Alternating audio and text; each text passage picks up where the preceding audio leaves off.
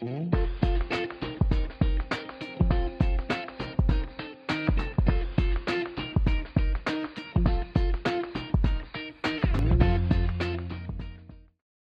bonjour. Donc, je suis membre de la Société française de chirurgie plastique, reconstructrice et esthétique, qui est une spécialité qui empiète encore plus que l'ERL sur les autres spécialités, puisque certains collègues ne font que des petites exéreses cutanées et d'autres que de la reconstruction microchirurgicale du sein, avec des interventions qui durent 6 à 12 heures, ce qui fait que globalement, c'est difficile de parler d'un taux d'ambulatoire pour chacun, puisque ça dépend de l'activité. Par contre, globalement, j'ai interrogé les présidents de société et j'ai également interrogé le président de la Société française de chirurgie de la main, puisque ça chevauche beaucoup à cet endroit-là, en tout cas en ce qui me concerne et pour beaucoup de collègues de chirurgie plastique, qui nous sert un petit peu de référence pour la chirurgie ambulatoire. Ensuite, j'ai également fait un sondage parmi les membres de la société, et je remercie Raphaël Foss qui m'a aidé pour cela. Et vous allez voir que l'engagement est très variable en chirurgie plastique pour l'ambulatoire, mais il y a sans doute une façon d'améliorer encore plus les pratiques. Pour nos actes qui sont parfois très légers, c'est la chirurgie en externe. On verra ça à la fin peut-être. Voilà, donc Jacques Saboy est le président de la Société française de chirurgie plastique. Il est installé rue des Demoiselles à Toulouse. Et Philippe Léverneau travaille à Strasbourg, au CHU, et il fait... Ah, le texte est bizarre, là, je ne sais pas ce qui s'est passé.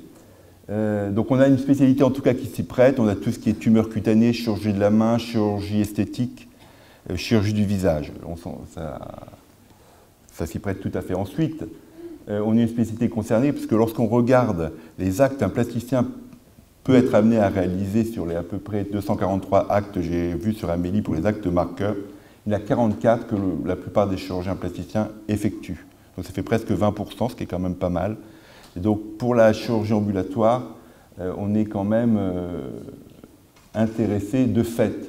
On fait de la chirurgie de la main, de la chirurgie cutanée avec des exérèses lambeaux ou greffes, et de la chirurgie du nez par exemple, ou des oreilles.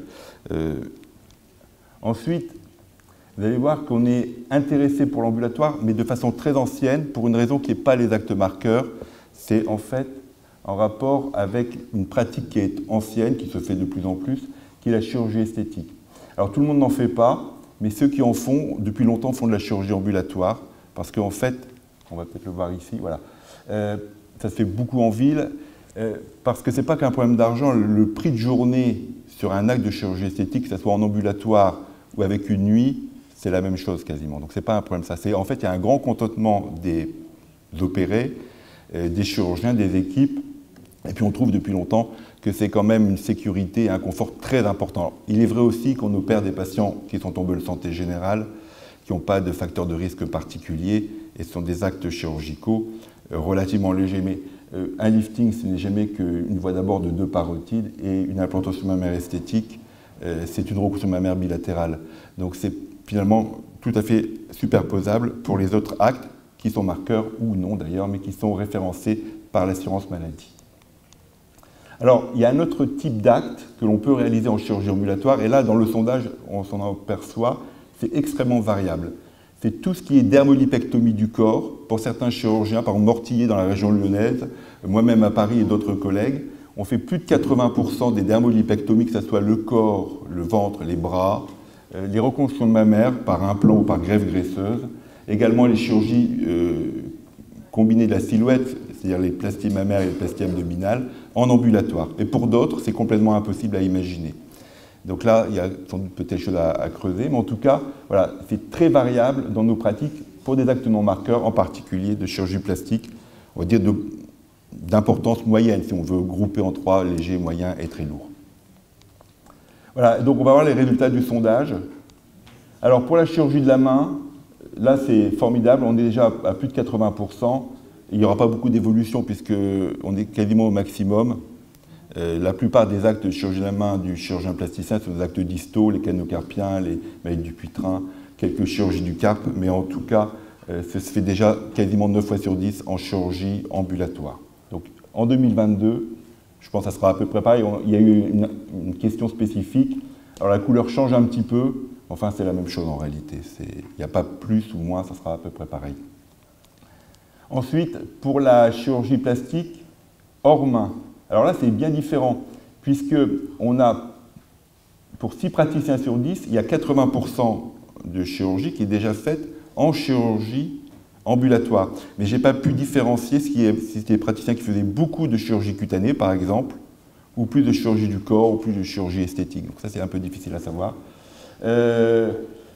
On peut quand même dire que finalement, il y a 4 praticiens sur 10 à convaincre de l'intérêt ou de la pertinence de la chirurgie en ambulatoire, en sachant que ça peut sans doute correspondre à des pratiques différentes.